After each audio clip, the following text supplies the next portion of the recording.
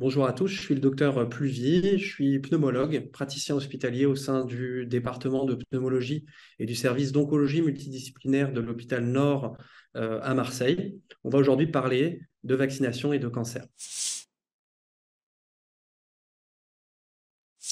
Lorsqu'on a un cancer, on présente une immunodépression. C'est un défaut d'efficacité du système immunitaire. Il peut être lié à une maladie ou à un traitement qui est reçu pour cette maladie, comme la chimiothérapie. Cela va entraîner un risque accru d'infection par rapport à la population générale, une augmentation de la fréquence des infections et un risque augmenté d'infections sévères qui peut conduire à des hospitalisations. Le cancer, les traitements anticancéreux comme la chimiothérapie, la radiothérapie vont entraîner une immunodépression. Mais il existe d'autres facteurs de risque, comme l'âge, le tabac et des maladies fréquentes, comme la BPCO, le diabète ou les maladies cardiovasculaires. La vaccination permet une prévention des infections. Elle va en diminuer la fréquence, elle va permettre d'en diminuer les complications et elle permet d'éviter aussi des retards liés à la prise en charge, liés à des hospitalisations. Les traitements anticancéreux, comme la chimiothérapie, ont pour but de détruire les cellules cancéreuses. Elles peuvent aussi malheureusement affecter les cellules normales du corps, mais également le système immunitaire, comme les globules blancs qui servent habituellement à lutter contre les infections. Les patients immunodéprimés ont certaines particularités. En effet, ils présentent une contre-indication au vaccin vivant atténué du fait d'un risque de maladie vaccinale. Ils ont également un risque accru de complications associées à certaines infections. Des vaccinations spécifiques leur sont donc recommandées. Enfin, la réponse immunitaire, qu'on appelle également l'immunogénicité, est diminuée. Ils présentent donc des schémas vaccinaux particuliers, avec des rappels. La vaccination est un processus ingénieux qui permet d'imiter les défenses naturelles du corps. Lorsque nous tombons malades à cause d'un germe, notre système immunitaire va riposter en créant des anticorps. Ces anticorps sont conçus pour éliminer l'envahisseur. La vaccination va imiter ce processus avec une différence cruciale. Elle ne va pas avoir les mêmes dangers. Lorsqu'un vaccin est administré, un germe rendu inoffensif ou un fragment de ce germe est introduit dans notre corps. Ce germe modifié est incapable de provoquer la maladie, mais il est suffisamment similaire pour entraîner une réponse de notre système immunitaire qui va fabriquer des anticorps, tout comme il le ferait en cas d'infection réelle. Sans provoquer la maladie, l'avantage majeur de la vaccination est donc la prévention. Si à l'avenir nous sommes exposés au véritable germe, notre système immunitaire va le reconnaître immédiatement.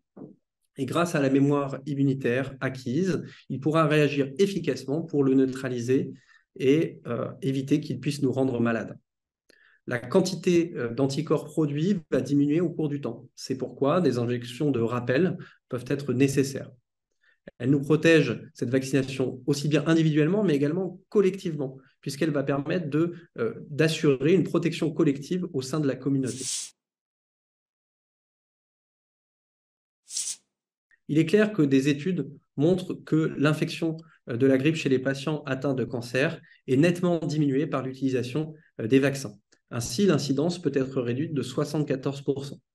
Il apparaît donc nécessaire de se vacciner lors de la campagne de vaccination annuelle.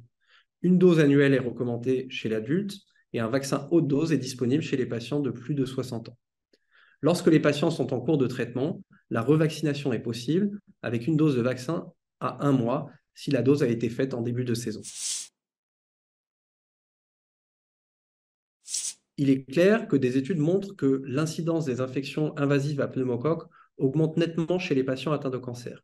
Il est également démontré que la vaccination permet de réduire nettement cette incidence. Le schéma vaccinal disponible est une dose de vaccin 13 valences suivie après 2 mois d'une dose de vaccin 23 valences. La vaccination est possible pendant la chimiothérapie. Les recommandations en 2023 ont dû être modifiées du fait d'une couverture vaccinale insuffisante, de l'émergence de sérotypes non couverts par les vaccins et l'apparition de nouveaux vaccins conjugués. Lorsque le vaccin 20 valences sera disponible, une seule injection sera alors nécessaire. Le schéma de rappel sera à discuter avec votre médecin en fonction de la séquence préalablement reçue. Il est clair, et comme cette étude le montre, la mortalité des patients atteints de cancer lors d'une infection à Covid est beaucoup plus élevée que dans la population générale. Le taux de mortalité était dans cette étude d'environ 25% au début du Covid. Plusieurs facteurs de risque avaient pu être identifiés, comme l'âge, le tabagisme ou un traitement par chimiothérapie. La présence de comorbidités comme le diabète ou d'une immunodépression liée au cancer ou au traitement, mais également des retards diagnostiques et liés au traitement. Ainsi, plusieurs vaccins sont disponibles. Il existe un vaccin à ARN messager adapté aux variants circulants, mais d'autres alternatives avec des vaccins protéiques sont possibles. Des rappels sont nécessaires. Un traitement curatif antiviral est également disponible. Les recommandations justifient un vaccin grippe annuel et d'effectuer une vaccination Covid-19 et pneumocoque selon le calendrier vaccinal. La vaccination est possible le même jour et les contre-indications sont exceptionnelles. En général, l'allergie à l'un des composants. La vaccination est possible à tout moment de la prise en charge. Le seul risque est la diminution de l'efficacité. Il est donc important d'y associer des mesures de protection, comme le port du masque, les mesures barrières, le lavage des mains. L'efficacité des vaccins inertes peut diminuer avec les traitements. Il faut donc revoir son calendrier vaccinal à l'issue du traitement avec son médecin. Les vaccins vivants atténués sont contre-indiqués comme la fièvre jaune ou la varicelle. Ils le sont également pendant 6 mois après l'arrêt de la chimiothérapie. Bien sûr, les futures recommandations vont probablement intégrer les vaccins du VRS et du Zona qui sont fréquents chez les patients atteints d'immunodépression. L'entourage correspond à toute personne vivant sous le même toit, mais également le personnel soignant. Il est source de transmission d'infections et on sait que l'efficacité de la vaccination est diminuée chez les patients immunodéprimés. Il semble donc important de vacciner l'entourage immédiat et de vérifier et mettre à jour, si besoin, la vaccination des professionnels de santé. Merci d'avoir suivi cette vidéo.